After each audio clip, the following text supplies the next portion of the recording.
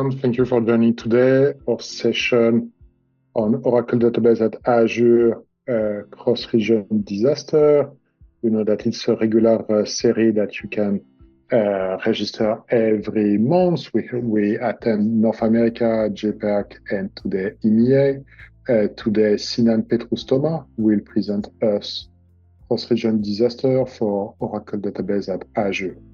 If you have any question, please use the FAQ, and we will share the link where you can find the previous recording and also the presentation after the webinar.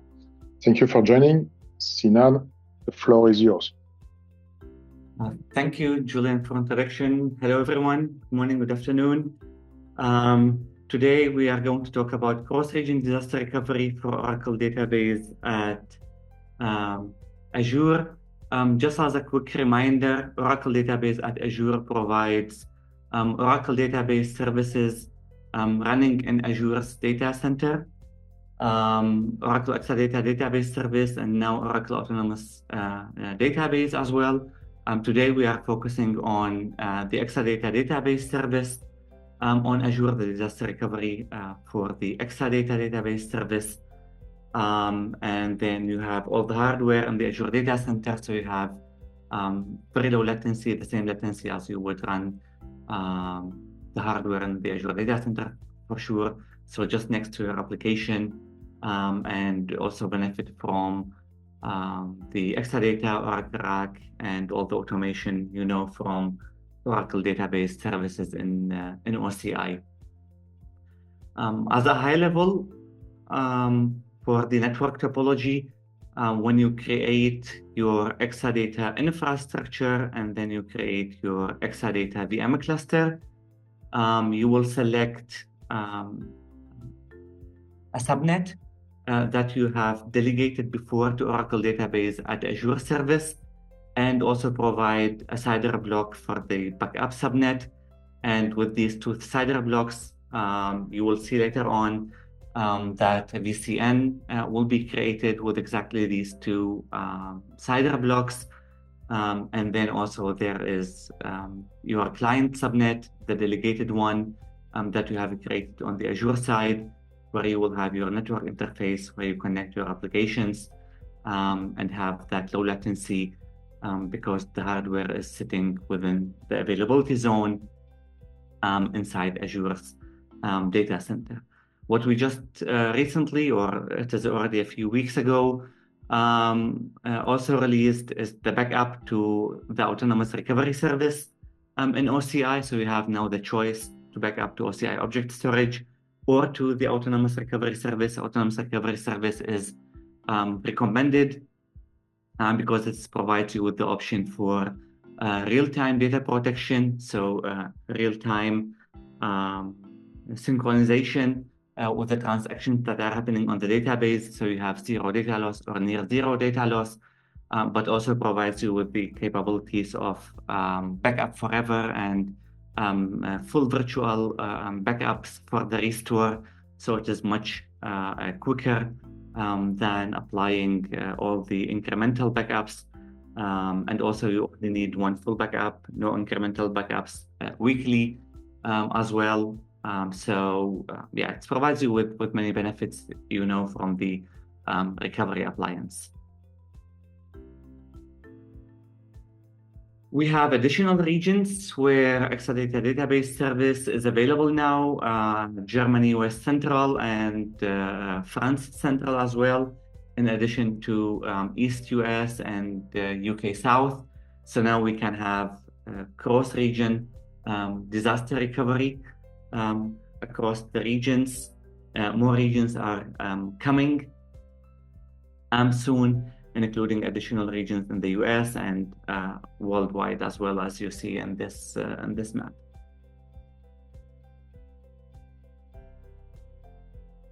So the high-level deployment or architecture for a cross-region DR, we will go to the low level on the next slide, is you have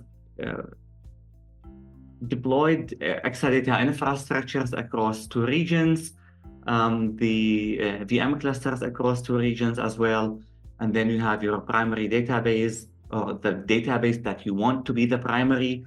You go there in the OCI console and select enable Oracle Data Guard or Active Data Guard, and then you select the infrastructure and the VM cluster from the remote region.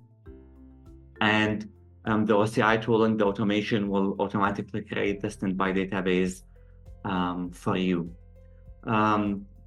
However, you will need to do some work before that because Oracle Data Guard uses or needs to use a network to transport the radio logs from the primary to the standby database. So these two databases or these two VM clusters, the VCNs needs to be connected to each other, so the network traffic can flow and the data guard traffic can flow from the primary to the standby database. So we will talk about this in the next step in detail. But with Data Guard, you have comprehensive data corruption prevention and protection across region. If one region goes down, you have your data protected because it is already copied in real time to another region. Also, the recovery time is much lower because the only thing you will need is to have a switch over or failover, depending on if it is a failure or if it is an intention to switch the rules. And then you are ready to go and use the standby database. Also, you can do rolling upgrades for planned maintenance. If you are planning to upgrade from, let's say, 19C to 23 AI, you can upgrade the standby database, switch over, and then upgrade the primary database. The standby database, as you know, from Active Data Guard, can be open in read-only mode to offload read-only workloads to the standby database. Starting with 19C, we have also DML redirect or data manipulation language redirect, so inserts and updates that you can do on the standby database. So it is now called read mostly and not read only, because also you can do data manipulation on the standby database as well. So before going to the OCI console and enabling Data Guard, we need to peer the VCNs on the primary side and on the VCN side. This VCN, this is managed by Oracle, as mentioned. This is created automatically for you. If you remember in the first slide, we talked about, and this has a primary DRG. So the other independent VCN on the remote region, the same, it has this DRG, sorry, not here. This is the remote peering connection. This is, yeah, local, yeah. I think the PG, yeah, this is fine. Okay, so this is the DRG. Actually, we'll just need to assign or put DRG on it in the diagram. You will need to have. I think the DRG are on the hub VCN transit, so it's just here. Yes. Yeah, exactly. So here we are exactly. So you create a transit VCN or in the primary region with a customer managed DRG, and another one in the remote region as well with your customer managed DRG, and then you peer these two DRGs together with the remote peering connection, and then these two hub VCNs and the primary and the standby region now are connected to each other. We do this because the DRG on the you don't have direct access to the DRG on the OCI managed network in this VCN. So we do a local peering between this VCN and the hub VCN. And the same on the standby region. This is the local peering between the standby on the VCN that is managed by the service and the VCN that you just created as a hub. And then you have the network connectivity between the primary and the standby going through the local peering first, then through the remote peering, and then again here on the standby region going through the local peering. We will be publishing a detailed step-by-step guide that takes you through these steps to create the local peering and the remote peering connection. But in summary, actually, this is just the standard OCI networking architecture and the steps. If you are familiar with OCI networking, how you do local peering and remote peering, this is the same information, the same expertise you will need there, but we will be additionally creating and publishing very soon all the steps you need to create that, so we make sure that you get the network connectivity established, and then you can go to the OCI console and enable DataGuard from the OCI console, or also you can use OCI CLI or the APIs. So all cloud automation that you know from OCI is available for you. In case you want, you could also peer the VNets on the Azure side and use those for DataGuard traffic. You can still use the OCI automation because we don't check if this network connectivity is going through Azure or it's going through OCI. We just check if there is a network connectivity, if network connectivity is set up, no matter over which network, then the cloud automation will still create a standby DataGuard for you, and you are ready to go and use it. However, doing it over the OCI network is the recommended way.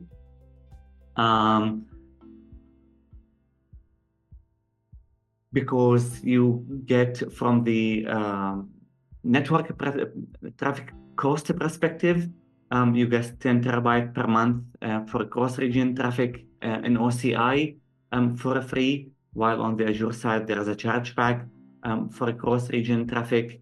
And also from the testing we have done, the throughput that you get over the OCI network, that is where we can say, okay, we can support potential high radio throughput that is required for enterprise databases, and then we recommend using the OCI network traffic. That's additionally also from the cost perspective much more attractive for the customers. The cloud tooling, as of now, as you know it also from OCI, supports only one standby database, but there is a project to support multiple standby databases in the future.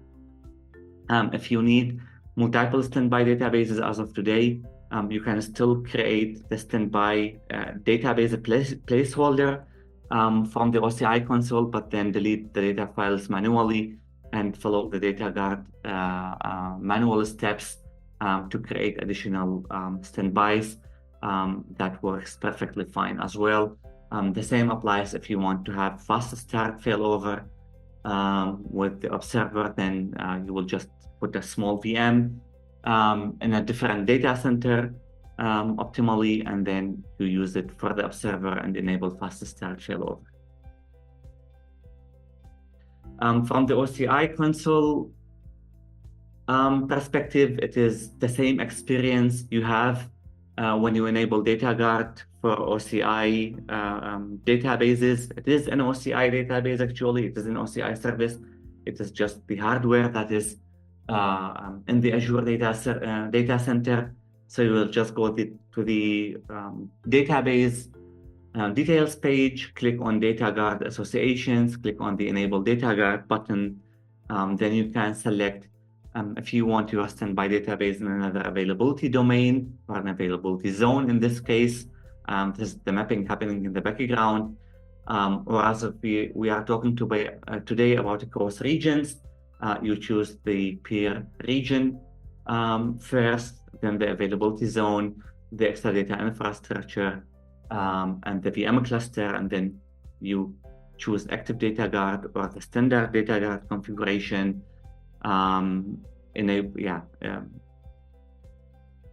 Select the database home. Preferably, you have created this database home from a custom image beforehand. Choose the protection mode and the transport type, maximum performance or maximum availability. Usually across regions would be maximum performance with asynchronous radio transport. Not to have performance impact on the primary database because the latency between regions is usually high to support synchronous replication, but this will depend at the end of the day on your application and on your requirements. So just do some testing and see what synchronization type you can support for your application. But usually for cross region, it will be an asynchronous replication. You provide the unique database name, the password, and enable data guard, and that's it. Then the standby database will be created for you in the background. As mentioned, the steps for the VCN peerings will be published very soon.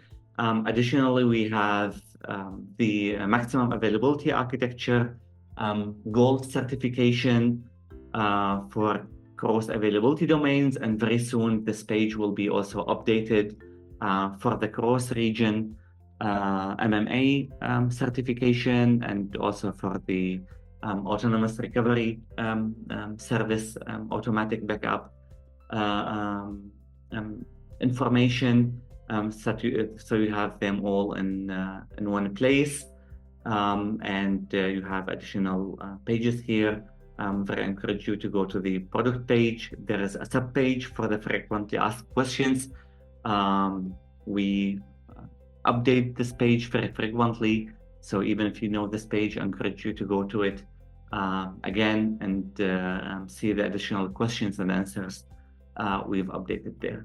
And you have more questions. We are happy to answer those now, even though we are a bit late today. Apologies for that, that we started the webinar a bit later today, but let's see if we can answer still some questions here. Yeah, thank you, Sinan. Thank you. We just launched a Q&A. If you can answer, I see we have a question about when and where the recording will be available. So it will be available in the links that I shared previously in the all events. So you can, when you search for the past events, you can find all the sessions that we already did. Could be on deployment, could be on migration, could be on onboarding, but also you will find in the, I think it's 48 hours, you will find the record. We will probably do another session for DR. So we will post the session on LinkedIn and on the Community Connect. I see another question about second region for US. So the East-West is available, especially for DR purposes. So from your Oracle Database at Azure environment, you can already deploy in East-West, and this way to have a DR between East US and West US. Please note that West US is a region with a single availability zone. So this is why it's recommended for disaster recovery. But it's already available and you can use it by now to deploy your region. Ijaz, we have another question. Let's see that. what Central US. So Central US is on Yeah, sorry, I was on mute. Yeah, go ahead. Yeah, I think that's probably more for you again from in terms of the roadmap. So it's not available yet, but we are continuously updating our roadmaps to, add more regions as we go along. But as we were saying for the DR, if you're looking for the different region, the West is available from US perspective. So you could have a second region. The other thing I just wanted to mention, that still within a single region, we have got multiple availability zones, which makes, again, that DR kind of solution, it might not be fit for everybody, but it's always good to consider that as well. Exactly, you're right. So the cross AZ in the same region solution have been published. It's available on the links that Sinan is sharing on the screen. So you can have DR in the same region cross AZ, and you can do cross region DR between East US, West US, or also between the other available regions. So if there is no other question, thank you everyone for joining. Thank you, Sinan. Thank you, Ijaz. Thank you, Freddy. Thank you, Mo, for being panelists today. We look forward to see you in the next one. The next agenda will be published soon on the community link that Ijaz shared and that will be shared on the chat.